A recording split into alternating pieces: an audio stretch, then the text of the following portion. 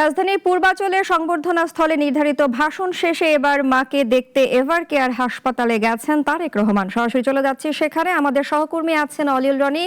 তার কাছ থেকে জানবো সব শেষ তথ্য। পূজা, ধন্যবাদ আপনাকে। সকাল থেকে আসলে আমরা এই রাজধানীর এভার কেয়ার হসপিটালের সামনে রয়েছি এবং আপনাকে যদি আমি এখানে সর্বশেষ তথ্য বলি তাহলে যে বিষয়টি বলতে হবে যে আসলে বিকাল না, আমরা সন্ধ্যা বলতে পারি, যে 5:50 তখন আসলে তারেক রহমানের যে গাড়িটি রয়েছে সেই গাড়ির ভোরটি এভার কেয়ারের সামনে আসে এবং কিছুক্ষণ কিন্তু তিনি ঘেটে বিশেষ করে গাড়ির মধ্যে দাঁড়িয়ে থেকে এখানে যে উৎসুক জনতা রয়েছেন, বিশেষ করে সাধারণ মানুষ এবং দলীয় নেতাকর্মী যারা রয়েছেন তাদের অভিবাদন গ্রহণ করেন এবং এরপরে কিন্তু 5:52 সময় তিনি কিন্তু আসলে গাড়ি থেকে নেমে তিনি এভার কেয়ারের হাসপাতালের ভিতরে হেঁটে হেঁটে আসলে ঢুকেন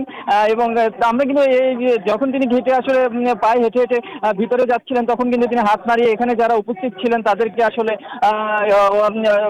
অভিবাদন জানাচ্ছিলেন এবং এখানে যারা সাধারণ মানুষ রয়েছেন তারা কিন্তু আসলে তারেক রহমানের কাছ থেকে একটি বিষয় আসলে প্রত্যাশা করছেন, অর্থাৎ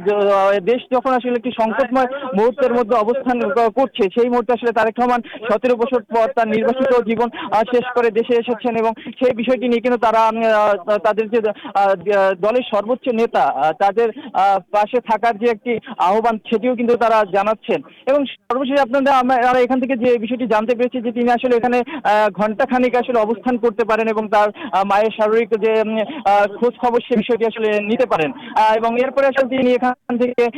তিনি বের হয়ে তিনি তার যে গুলশান যে বাসাটি রয়েছে সেখানে যেতে পারেন, কিংবা আরো একটি ঘটনা আমরা জানতে পেরেছি যে বিষয়টি যে তিনি আসলে গুলশান বাসায় নাও যেতে পারেন, তার মা যে রোজা ছিলেন তিনি সেখানেও আসলে রাত্রি যাপন করতে পারেন, এরকম আসলে একটি কথা এখানে আমরা জানতে পেরেছি। তো সুতরাং বলতে পারি যে আপনি যে সর্বশেষ আমার কাছে যে বিষয়টি রয়েছে যে তারেক রহমান আসলে আমি যদি এখন থেকে যে 5 থেকে 8 মিনিট আগে আসলে তিনি এভার কেয়ারে প্রবেশ করেন এবং তিনি এখন হয়তো বা সেই যে মা এবং ছেলের যে মিলনের মুহূর্ত আসলে তিনি সেই মুহূর্তে আসলে তার মায়ের খোঁজ খবর নিচ্ছেন, অর্থাৎ তার শারীরিক অবস্থার কি খবর বা তিনি কোন কন্ডিশনে রয়েছেন, এটি আসলে আমার কাছে ছিল এখান থেকে সর্বশেষ।